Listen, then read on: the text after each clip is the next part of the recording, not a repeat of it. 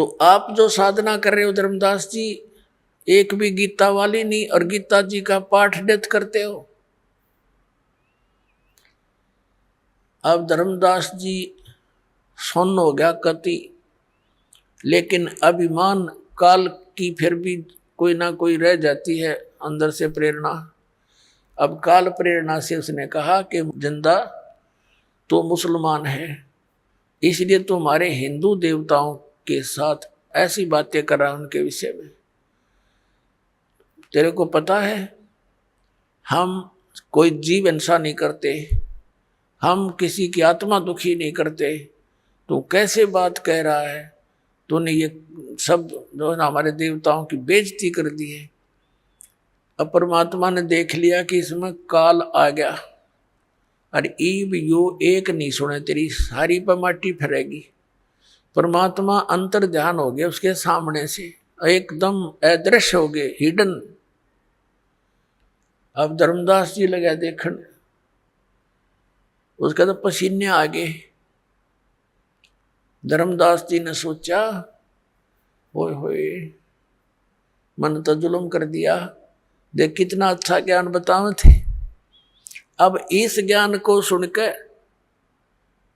पुण्यात्मा जो इंसान होगा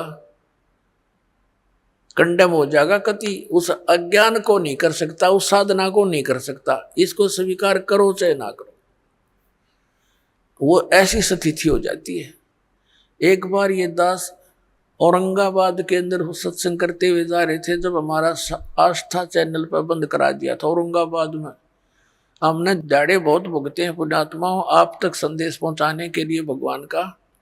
हमारे साथ बहुत बदतमीजियां हुई, लेकिन हिम्मत नहीं हारी। हमें मालूम था कि ये परमात्मा का संदेश है, उसकी आत्माओं को सुहावेगा, सुहावा चाहे 10 दिन पीछे। तो वहाँ हम सत्संग कर रहे, प्रोजेक्टर हमारे साथ, ये परमात्मा ने दिए, और ये इंस्ट्रूमेंट ये मैन माइंड नहीं है, ये गॉड गिवन माइंड है, ताकि मेरे बच्चे आसानी से इन सदग्रंथों को समझ सकें, पढ़ सकें। आपको शिक्षा देने का क्या उद्देश्य था? तीन युग बीत गए, कभी शिक्षा नहीं दी मालिक ने, क्यों? शिक्षा तो बेईमान बना देती है। लेकिन थोड़ा सा बेईमान बनाना इसलिए आवश्यक समझा कि ये अच्छी तरह दूध के जले हुए लस्सी को भी फूक फूक कर ग्रहण कर लेंगे, फिर सदा के लिए चिपक जाएंगे मेरे साथ।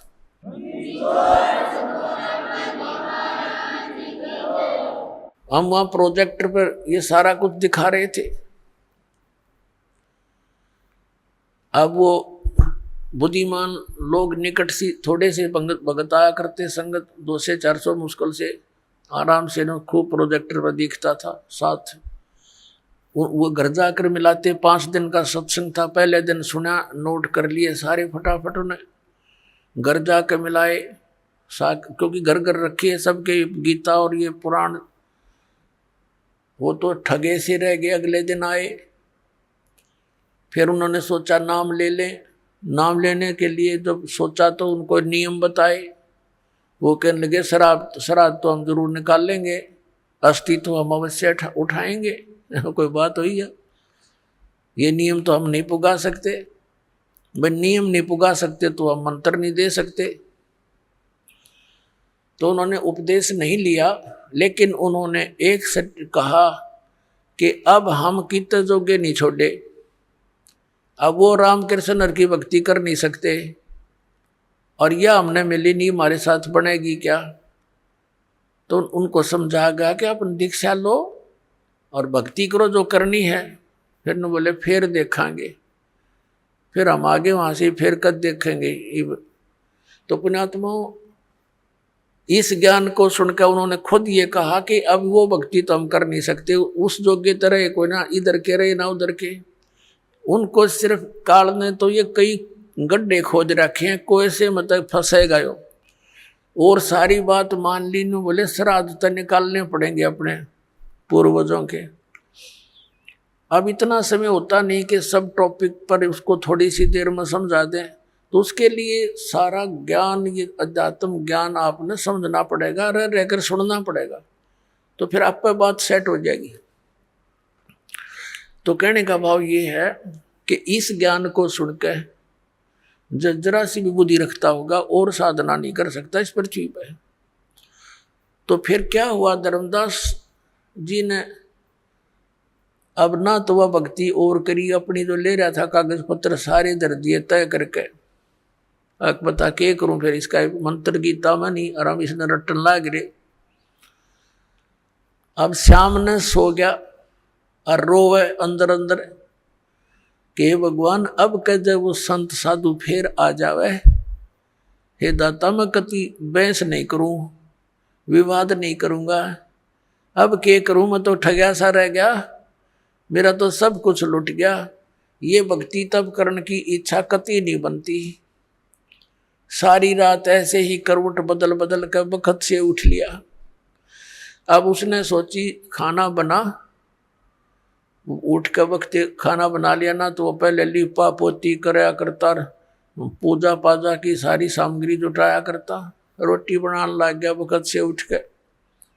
अकीब के करूं बता, और तो कोई काम रहा नहीं। अब खाना बनाने के लिए जंगल से लकड़ी तोड़ कर ला रखी थी शाम को, सुबह वक्त से यानी सूर्य उदय होने से पहले लकड़ जला लिए। एक मोटी लकड़ी अन्य सहयोगी लकड़ी लगा के चूल्हा जला दिया, आग अग्नि जला दी, प्रज्वलित कर दी, अपना खाना बनाया, सब्जी बनाई, फिर रोटी बनाई। धीरे धीरे वह लकड़ी जलती जलती चूल्हे के निकट आ गई, पिछला हिस्सा उसका। तब तक सूर्य उदय होने वाला हो गया, प्रकाश सा खूब अच्छा हो गया। अब उसकी नजर कहाँ गई, उस मोटी लकड़ी के पिछले हिस्से पे एंड पर वह थोथी थी, अंदर से होलो थी और उसके अंदर चींटियां थी। चींटियां अपने अंडे ले लेकर बाहर निकल रही थी और उस लकड़ी के पिछले हिस्से पर कुछ गिल्ली होने के कारण, जलने के कारण एक तरल पदार्थ सा तेल की तरह उबल रहा था। उसके पिछले हिस्से पर एक थोड़ी सी आधी गीली लकड़ी हो थोड़ी बहुत, तो उसका एक ऐसा तरल पदार्थ सा पीछे उबल रहा था, पिछले एंड पर उबलता रहता है। अब वो आगे तो अग्नि फूंक रही, बाहर निकलने की चेष्टा करें तो उसके ऊपर गिर गिर के वहां जल रही, चटक चटक हो रही है। अब उसका ध्यान गया, रो तेरे की जुल्म कर दिया, ओहो हुआ तो बड़ा घोर पाप हो गया। भगत दयालु होते हैं। अब उसने सोचा, हे भगवान आज तो अनर्थ हो गया, इतना पाप जिंदगी में कभी देखा नहीं। अरे यार इतनी लंबी लकड़ी थी, हाँ इसमें तो पता नहीं लाख जल गई, 50,000 जल गई है भगवान चीटियां। अब उसने फटाफट वो जल बुझा दिया, जल डालकर लकड़ी तो, और सोचा कि इसे पाप के अन्न को मैं नहीं खाऊंगा, इस पाप के भोजन को नहीं खाऊंगा, किसी साधु संत को खिला दूंगा। इस उद्देश्य से सारे भोजन को लेकर रखकर थाली में चल पड़ा, क्योंकि मथुरा के आसपास ये भगत साधु संत घूमते ही रहते हैं। उस समय परमात्मा ने हिंदू साधु का रूप बना लिया, लाल से कपड़े अपने ऊपर कर लिए, और हिंदू धर्म के लोग ऐसे ही लोगों को साधु मानते हैं। धर्मदास जी ने देखा कि सामने एक महात्मा बैठा है, उसके पास गए और कहा, महात्मा जी भोजन खा लो। परमात्मा ने कहा, रख दे धर्मदास, भूख लगी है भाई। अब धर्मदास जी ने देखा कि ये आदमी मुझे कैसे जानता है, ध्यान किया और ऐसे लगता है कुछ देखा हो, लेकिन वेश बदल रखा भगवान ने। सोच लिया कि मैं भंडारे करता रहता हूं, कभी आया होगा भंडारे में महात्मा धर्म यज्ञ में। तो कहा महाराज भोजन खा लो। का अच्छा भाई। अब परमात्मा कबीर जी ने क्या किया, लोटे में जल ले रखा था अपने में, उसमें से जल लिया चुलू में, एक मंत्र हा बोला और पूरी बात पर छटक, जितना भी भोजन था सारे पर छिटक दिया, छींटे मार दिए। उसी समय सारे भोजन की चींटी बन गई और सारी थाली काली होगी और चींटियां अंडे मुंह में लेकर के बाहर निकलने का प्रयत्न कर रही है, पूरी थाली में घूम रही है, भोजन नहीं रहा। तो परमात्मा उसी रूप में आगे जिस रूप में पहले दिन वार्ता हुई थी, और कहा, अरे धर्मदास, कल क्या कह रहा था कि तुम कोई जीव हिंसा नहीं करते, तेरे से तो कसाई भी अच्छा, इतनी चीटी पाप का भोजन तो मुझे खिलाने लाया था। चरण पकड़ लिए, पैरों में गिर गया, हाथ जोड़े, हे भगवान गलती होगी, हे परमात्मा माफ कर दो मुझे, मालिक मैं नीच गणा हूं, और पिछला यो गंदा रंग मेरा घना चढ़ रहा था, दाता मेरे से गलती बन गई, रो बुरी तरह, हे भगवान मुझे कुछ और ज्ञान बताओ, आपने तो इधर का छोड़ा ना इधर का, मैं तो सारी रात करवट बदल के काटी दाता। तब परमात्मा ने कहा, अब सुन ले, ज्ञान सुनाऊं कि जो साधना तू कर रहा है बच्चा, ये तेरे को घोर नरक में डालन की है। कहां से चल कर आया है तू? बांधवगढ़ से आया हूं महाराज। बांधवगढ़ मथुरा से कितनी दूर है? कि लगभग 800 किलोमीटर, 700 750 किलोमीटर। किस साधन से आए हो? कि पैदल चल के आया हूं महाराज। तो बच्चा, बांधवगढ़ से यहां आने तक आपने कितने जीवों को अपने पैरों के तले मार डाला, कुचल कुचल कर। सूक्ष्म प्राणी जो दिखाई नहीं देते, और कीड़े मकोड़े ये तो गिनती नहीं। पुण्य तेरे को एक नहीं, क्योंकि इस जोड़ में नहाते के फायदा। जिस मथुरा के तालाब को तीर्थ मानते हो, और ये मानकर आपके धर्मगुरु आपको समझाते हैं, ज्ञान देते हैं कि यहाँ भगवान श्री कृष्ण रहा करते थे, लेटा करते थे, नहाया करते थे, तो परमात्मा ने बताया यहाँ तो कंस भी नहाया करता इसमें, और कंस भी यही लेटा करता। और श्री कृष्ण जी तो इस मथुरा ने छोड़ के द्वारका बनाई थी, समुद्र के बीच में एक टापू सेलेक्ट करके, वहां रहा करते। वहां क्यों नहीं जाते तुम? वो दूर घना पड़ता होगा। और परमात्मा ने दया करी थी, वो द्वारका को जल में डबो दिया था कि गड़ धक्के खाना ना होंगे, कदे भ्रमित होकर यहाँ पहुंचे। और तुम वही साधना कर रहे हो जो शास्त्र विरुद्ध है। अब धर्मदास जी, तीर्थ में नहाने का तो एक भी पुण्य को नहीं। फिर तीर्थ के विषय में बताया कि इसको तीर्थ आपने इसलिए मान लिया कि श्री कृष्ण जी यहाँ नहाया धोया करते, यहाँ रहा करते इस तालाब के आसपास। और अन्य तीर्थ सुन ले, और दूसरे धाम कैसे बने हैं, ये मंदिर कैसे बने हैं। जैसे अमरनाथ का मंदिर, जहाँ तुम मोक्ष उद्देश्य से जाते हो बोली आत्माओं, वो अमरनाथ कैसे कहलाया? कि भगवान शिव जी ने अपनी पत्नी पार्वती को उस स्थान पर मंत्र दिया था जिसको तुम अमर मंत्र बोलते हो। और वो हमारी फर्स्ट एड है, प्राइमरी क्लास की पढ़ाई है। ये प्रथम मंत्र जो आपको दिया जा रहा है, ये मंत्र 5 मंत्र बीच बीच के ये पार्वती को दिए थे। उसका तुमने पता भी कोई ना कौन सा हो। अमर मंत्र अमर मंत्र अमर मंत्र करते फिरते हो। और उस स्थान पर भगवान शिव ने पार्वती को नाम दिया था, जिस कारण से उसने सच्ची लगन करके जाप करके और जितना अमरत्व प्राप्त हुआ वो प्राप्त किया। वो कितना है? जब तक वो शिव जी भगवान की मृत्यु नहीं होगी, पार्वती उसके साथ रहेगी। उससे पहले वो 107 बार जन्म और मर ली थी। अब पुण्यात्माओं, वहां अब ना शिव जी कोई मंत्र दे दिया आपने, और ना कोई और स्थान व्यवस्था, तो वो नाम अमर मंत्र पूरे गुरु तय आपको जहां मिल जा। धर्मदास, अगर आपको वो मंत्र कहीं पर भी मिल जाता तो उस प्राणी के लिए, आपके लिए वो स्थान अमर धाम है। वो अमर लोग अमर है, अमर धाम है वो। अमरनाथ का स्थान वो है उसके लिए। जैसे ही बाप जी को यहाँ बरवाला आश्रम में मिलता है मंत्रियों, तो आपके लिए तो ये है तीर्थ, ये बरवाला वाला वो तीर्थ है। लेकिन जैसे क्रोथा आश्रम में जिन्होंने मंत्र लिया था, तो उनके लिए वो क्रोथा है, वो अमरधाम। लेकिन उस अमरधाम के चाटे वो तो सरकार ने खोज लिया हमारे पे। ये वहां कोई माथा टेकन जा भोला भगत बता के क्या मिलेगा? दास तो बैठा है यहाँ पर, तो आपको इस दास के पास आना पड़ेगा। और उस क्रोधाश्रम में कख नहीं।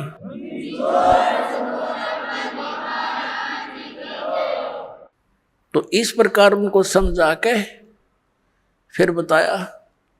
धर्मदास जी कहने लगे महाराज मेरा कति आत्मा गंदे रंग में रंगी हुई थी अज्ञान से, आपने बड़ी दया कर दी, मेरी आंख खोल दी। फिर परमात्मा ने सृष्टि रचना सुनानी शुरू की। अब काल फिर भी अंदर घुसा रहता है। धर्मदास जी ने कहा महाराज जी एक बात करूं, अकर भाई प्रश्न करूं, एक करो। आप कहते हो कि राम और कृष्ण यानी विष्णु जी कुछ नहीं कर सकते। ये भगवान एक बार मोर ध्वज राजा का पुत्र ताम्रध्वज आरे से चरवा के श्री कृष्ण जी ने और जीवित कर दिया था भगवान ने। बता हम कैसे माने उनमें शक्ति नहीं है। परमात्मा ने कहा मैंने ये नहीं कहा कि इनमें शक्ति नहीं है, पर ये आपको मोक्ष नहीं दे सकते, आपके प्रारब्ध के कर्मों का नाश नहीं कर सकते, आपके आने वाले जो कर्म में कष्ट लिखे हैं मृत्यु है उसको टाल नहीं सकते। ये परमात्मा ने कहा कि जैसे मोर ध्वज राजा के पुत्र ताम्र ध्वज को तो श्री कृष्ण जी ने आरे से चिरवा के मृत्यु होने के बाद उसको जीवित कर दिया, शरीर भी सेट कर दिया, जोड़ दिया ज्यों का त्यों। इतनी पावर तो है इनमें। लेकिन इनका सगा भांजा अभिमन्यु प्रथम दिन युद्ध में मारा गया था चक्रव्यूह में। सुभद्रा श्री कृष्ण जी की बहन थी, अर्जुन के ब्याही थी, और प्रथम दिन ही अभिमन्यु मर गया था। श्री कृष्ण रोए, सुभद्रा रोए, पांचों पांडव रो, उनका कुल नाश हो रहा था। तब तेरे श्री कृष्ण जी ने जीवित क्यों ना करा वो अभिमन्यु। अब धर्मदास फिर सुन हो गया, हे भगवान ये कारण क्या था, हमने तो ये बात कभी ध्यान में ना आई मारा। तो परमात्मा ने कहा बेटा अभिमन्यु की आयु इतनी ही थी, प्रारब्ध इतना ही था, और उस ताम्रध्वज की आयु शेष थी। वो तो बीच में जाकर वो पंगा लिया था तेरे कृष्ण जी ने और वो जीवित कर दिया। वो तो जीवित था ही, उसकी तो आयु शेष थी, और इसको जीवित नहीं कर सका क्योंकि उसका आयु शेष नहीं थी। इसलिए ये आपके प्रारब्ध में आपके कर्म के कष्ट को अवॉइड नहीं कर सकते, खत्म नहीं कर सकते। अब कहने का भाव ये है कि परमात्मा ने फिर सृष्टि रचना सुनाई है। धर्मदास जी फिर थोड़ा सा कच्चा बोल गया, कहने लगे महाराज जी जैसे सुदामा जी का थोड़े से चावल खा के और एक महल बना दिया था सुंदर। परमात्मा कहने लगे भाई तेरी बुद्धि तो कति गड्ढे में पड़ी है बेटा। अरे के कला तोड़ दिया, एक महल बना दिया था, एक मंत्री बनवा दिया अपने मित्र का, इतना महल था यहाँ के मंत्री राजा लोग बना दे। इस तो मोक्ष हो गया उसका सुदामा का। ना मोक्ष श्री कृष्ण का, जन्म मृत्यु कृष्ण की मिटे, श्री कृष्ण की मिटे, नहीं ना सुदामा की उसके पुजारी की। तो पुण्यात्मा धर्मदास जी कुछ कहने लगे महाराज जी आप तो हमारे देवताओं के पीछे पड़ लिए। परमात्मा बोला भाई बाढ़ में जा। मैं उसी टाइम अंतर ध्यान हो गए परमात्मा, और वो लगा रोन बुरी तरह, अरे भगवान गलती होगी, हमारे साथ ऐसी बनी हुई है, काल ने इतने रंग दिए, हम कति खराब कर दिए अंदर से। अब रो रहा है, देख रहा है ऊपर और नीचे, ये भगवान कहाँ गए। अब उसके बाद बरसाने में जाते हैं, ये मथुरा से फिर बरसाने में जाते हैं। बरसाने में ना जानते नहीं होगा, मथुरा गया हुआ यात्रा पूरी नहीं। बरसाने में किस लिए जाते हैं कि राधा बरसाने की लड़की थी और श्री कृष्ण से मिलने आया करती थी। तो उस समय के लोग तो उसको गुंडी बुंडी कहा करते कि गैर पुरुष से मिलने जाती है, या पूरा गांव विरोध करा करता, लेकिन वो नहीं मानी फिर भी।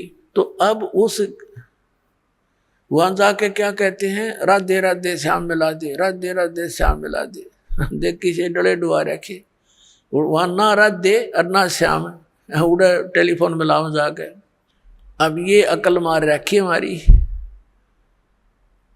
अपने आत्मा धर्मदास जी वापस चल पड़ा अपने घर को कि ईब तो वो महाराज जी कतई नहीं मिल रहे, बिल्कुल नहीं मिले। मैंने तो नालायक आदमी हो, देख कैसे गलती कर दी और दूसरी बार कर दी। घर की तरफ चल पड़ा रोता हुआ। अब परमात्मा गरीबदास साहिब जी ने अपनी वाणी में कहा है, तावा रोवत धर्मनि नागर, कहाँ गए मेरे सुख के सागर। कल्प करे और मन में रोवे, दसों दिशा को वो मग जो है। दसों दिशा को ऊपर न देखे, कदे ऊपर न उड़ गए हो, साइड में हो, इधर हो, पीछे हो, कदे नीचे खड़े हो कहीं। कहते हैं कल्प करे और मन में रोवे, दसों दिशा को वो मग जो है। अधिक वियोग हुआ हमसे ती, जैसे निर्धन की लुट जा खेती। बेग मिलो कर हूं अपघाता, मैं ना जीऊं सुनो विधाता। अब रो रहा है, क्योंकि मैं मालिक जल्दी दर्शन दे दो, हे विधाता अब मैं जीऊं नहीं गा आपके वियोग में। ऐसा ज्ञान अचंभ सुनाया, ओए होए, ऐसा अचंभित करने वाला ज्ञान आपने मुझे सुनाया।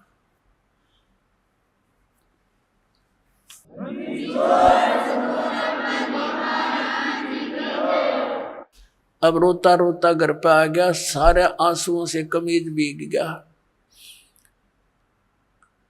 2-3-4 दिन में अपना घर पहुंच गया। उसकी पत्नी ने देखा कि भगत जी ने तो 1 महीने माना था, 2 महीने की यात्रा थी इसकी, 2-3 महीने की, तो सब तीर्थों पे जाना था, वापस कैसे आगे, रो बुरी तरह रहे। तब आमनी देवी नाम था उस धर्मदास जी की धर्मपत्नी का।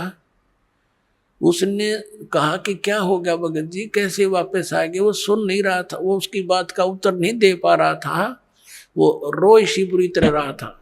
उस इतना अंदर से कलेजा भर भर के आ रहा था, उसका बोल नहीं निकल रहा था। और अपने घर के बीच में जाकर कमरे में और जमीन पर गिर के बहुत बुरी तरह रो रहा था, जैसे किसी का कोई स्वजन मर जाता है। अब आमनी भी रोने लगी बैठ के, क्या घटना घटेगी भगत के साथ। तो उसने सोचा अपनी सोच से, क्योंकि धर्मदास जी था खुले हाथ का, आमनी देवी थी थोड़ी सी कंजूस टाइप की।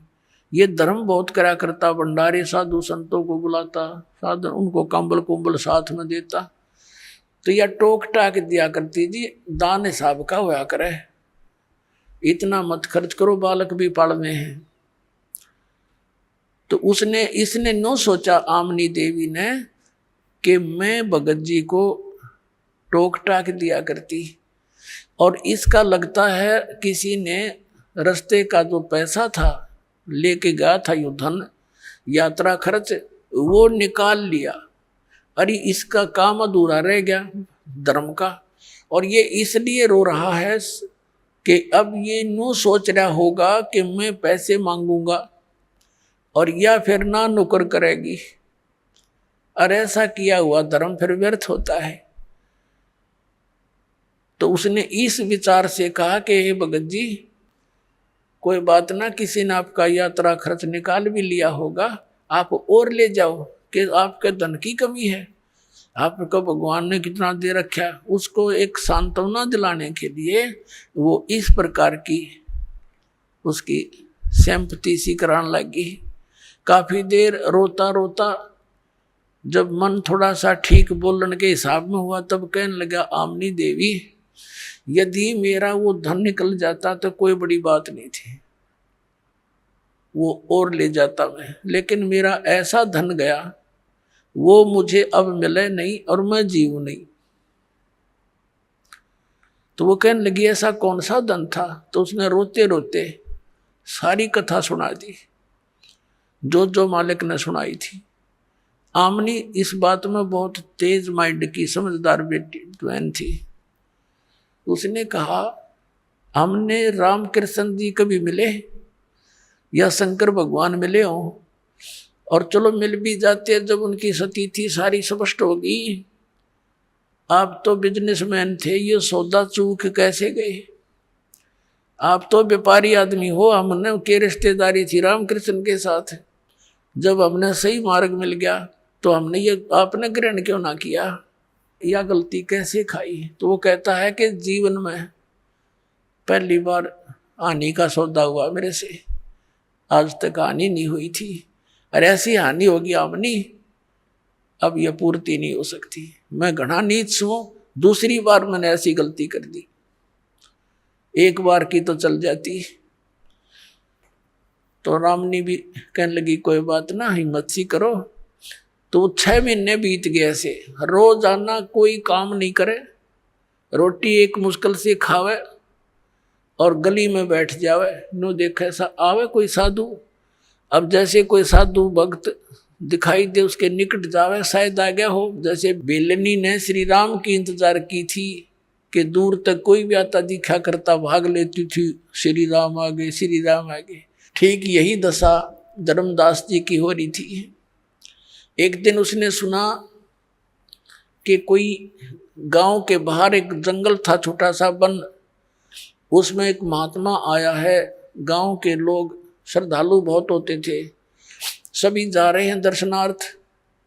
धर्मदास जी को पता लगा तो वो भी गया देखने के लिए कि शायद वो महात्मा आगे हों, फिर मुझ पर रहम करके। अब जाके बैठ गया। अब नू तो पहचान सकता नहीं, क्योंकि वो उसी समय भगवान ने दूसरा रूप भी बना लिया था उसके सामने।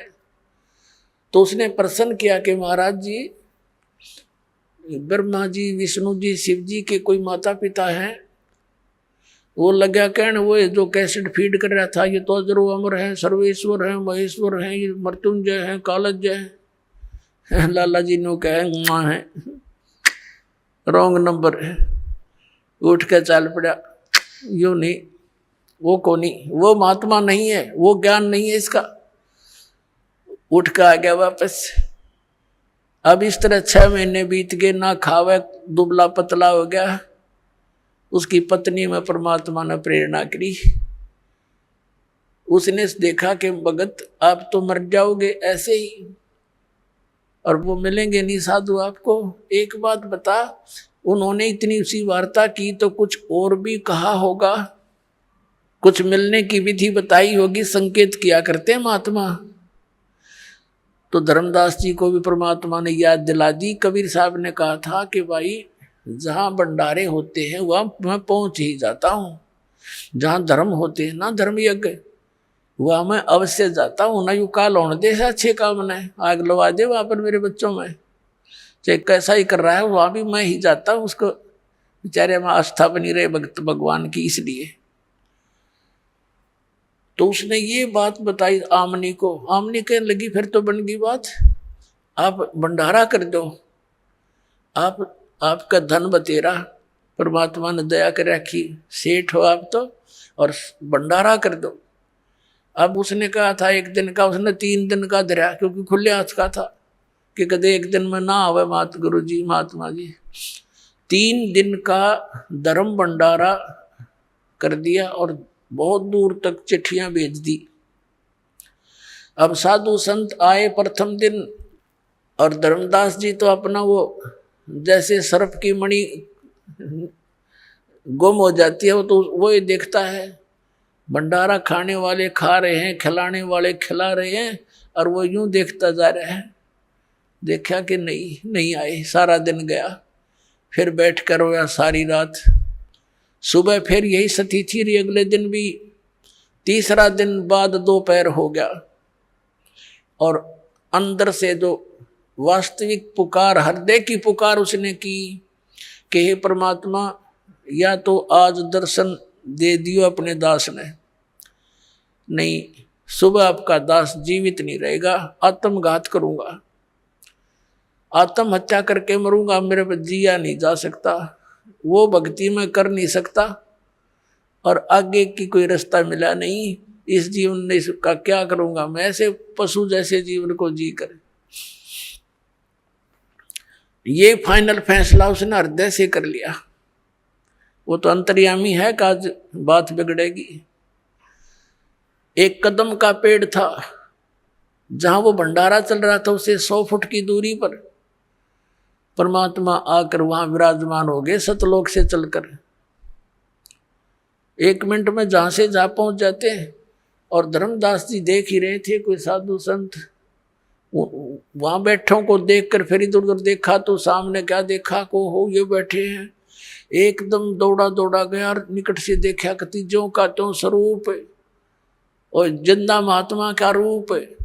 चरणा में पड़ गए, सीने के लपट गए, जो कर बालक के चिपट जाकर, बालक अपने माता पिता के चिपट जाकर ऐसे, और कहने लगे महाराज, वो आंखों में देखे आंसू भराए, ये परमात्मा माफ कर दियो, इबका छोड़ कर ना जाइयो अपने दास को।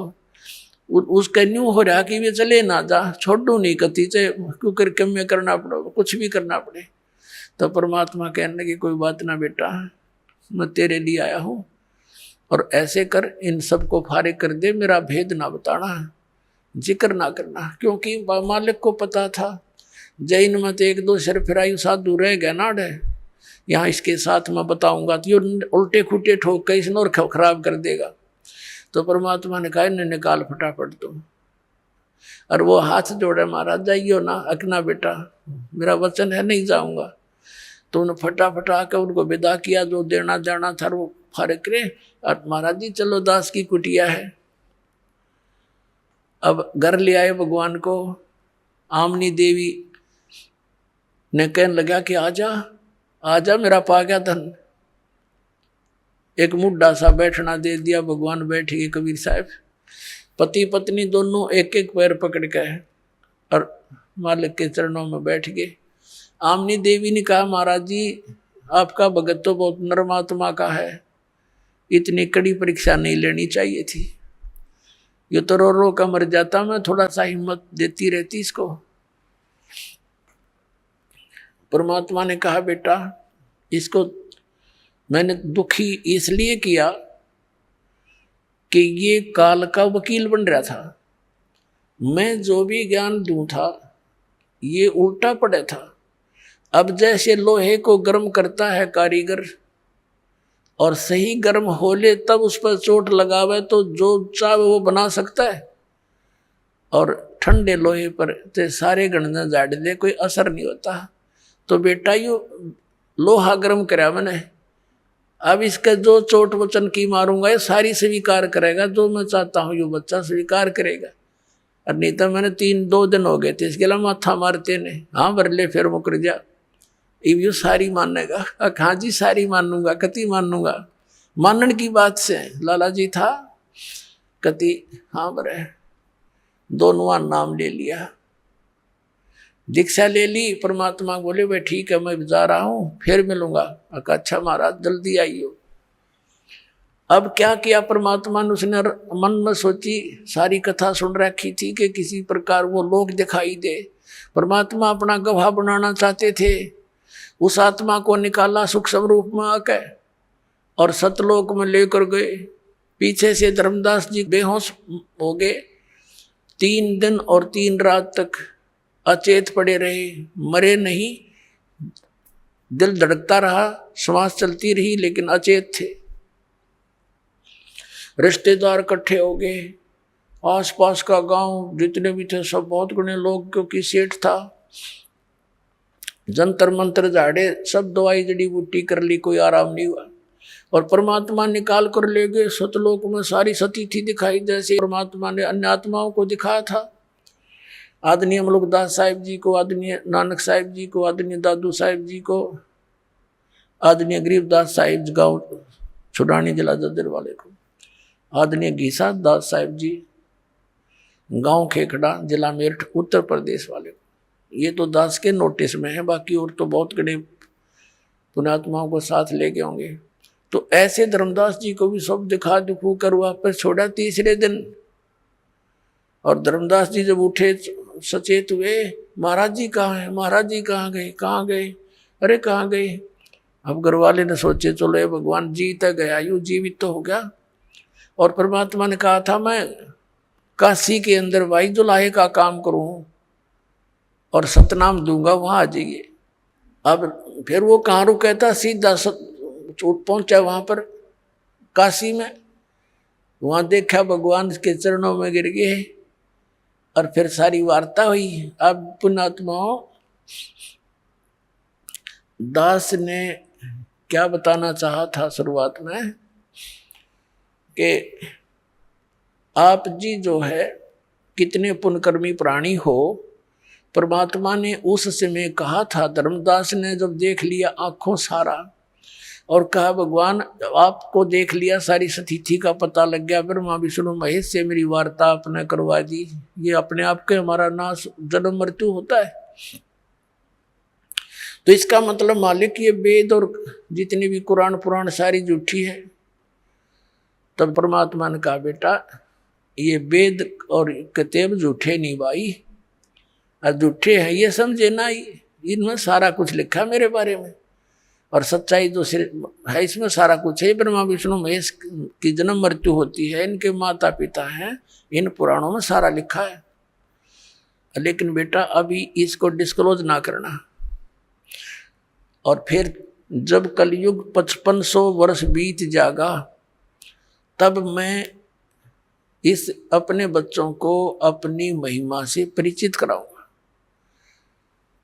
तो धर्मदास ने कहा है भगवान अभी तो कलयुग का अच्छा सा समय है और पिछली पीढ़ी आवेगी, उस समय तो कलयुग में और घने लोग बिगड़ जाएंगे। परमात्मा आज आपकी बात को कोई मानने को तैयार नहीं, उस समय कौन स्वीकार करेगा। तो परमात्मा ने कहा उस समय मैं सबको शिक्षित करूंगा और बेटा उस समय मैं स्वयं आऊंगा और इन सब को यथार्थ ज्ञान से परिचित कराऊंगा। तो पुण्यात्माओं धर्मदास जी को समझाया कि धर्मदास मेरी लाख दुआई, ये सार नाम की दबार ना जाई। और सार नाम बार जो पढ़ी बिचली पीढ़ी हंस नीते रही। फिर दोबारा कहा कि धर्मदास मेरी लाख दुआई, ये मूल ज्ञान की दबार ना जाई। ये जो ज्ञान मैंने तुझे बताया अभी ये डिस्क्लोज ना करना, यो नहीं तो ये बिचली पीढ़ी हंस नीते रही। मूल ज्ञान तू तब तक छुपाई जब तक ये 12 पंथ मिट जाए। ये 12 काल के जो पंथ चले हैं ये अपना कह सुन देंगे सारी कुछ, ये सारे चल लेंगे जब तक इनका एंड हो लेगा जो कुछ ये कहना चाहते हैं उसका। और फिर मैं स्वयं जाऊंगा या अपना अंश भेजूंगा। मालिक ने कहा है कि जो गरीबदास जी का 12वां पंथ होगा, ये 12 पंथों में से अंतिम पंथ, तो उसी में आगे चलकर मैं आऊंगा। तो परमात्मा नहीं आए तो दास भेज दिया।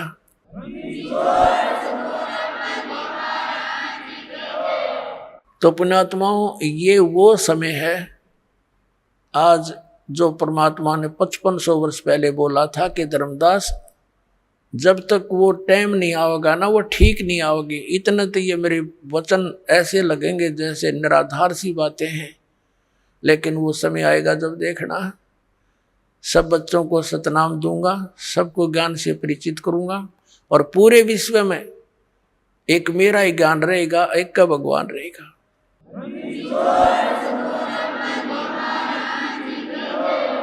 और सबको सतनाम दे करके पार करूंगा, मेरा वायदा है। तो पुण्यात्माओं आज आपका जन्म इस समय में है। आप कितने पुण्यकर्मी प्राणी हैं, कोई लेखनी नहीं, दास के पास कोई शब्द नहीं जो आपकी किस्मत को बता सको। धन है आपके माता पिता जिनसे जन्म हुआ। बोलो सतगुरुदेव।